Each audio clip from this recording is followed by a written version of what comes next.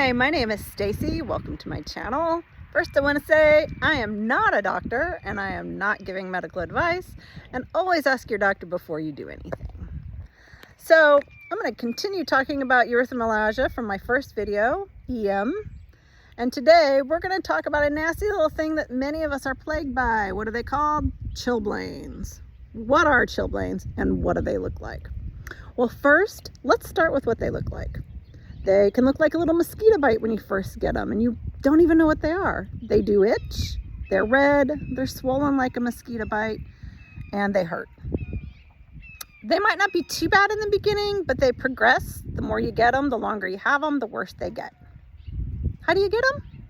Well, it's from going from hot to cold and cold to hot too fast. So most of us are usually cooling our feet or our EM areas, and that causes the little blood vessels to break down eventually. Kind of like when you do exercising and you get little rips and tears in your muscles when you exercise, and that's why you're sore the next day.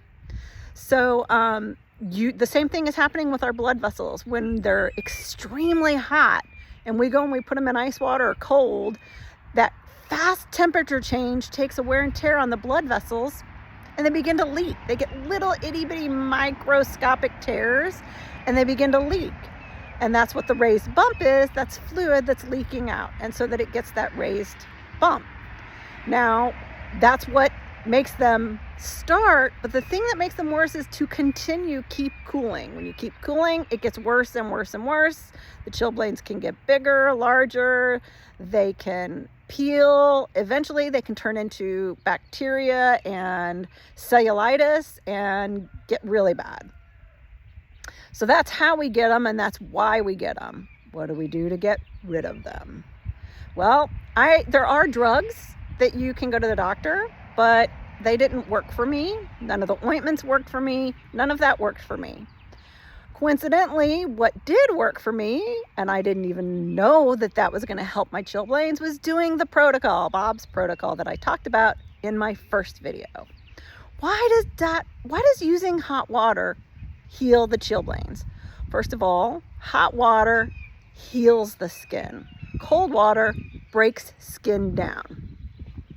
So when you put your feet in hot water, that heat brings blood flow to the area and it begins to heal. When you got blood flow going, skin heals. When you put your feet in cold water, it stops the circulation from moving well. It blocks it off. And that's why cold water breaks skin down. So the more you keep cooling, the worse the chilblains get. So once I started doing the protocol and using heat and water and stopping all cooling, I didn't get chilblains again, ever. They completely healed up and I never got another chilblain again after I began the protocol.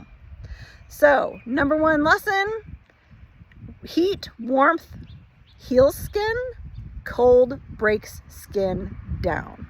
That's why your skin doesn't get worse when you're doing hot water soaks in the protocol, but it gets worse when you're using cold water. So that's it for today. If you have chilblains, stop using all cooling devices and begin using heat. Even if you're not using the protocol or hot water, wear socks. I know that's gonna hurt because heat hurts with EM. But if you do the protocol, that will go away.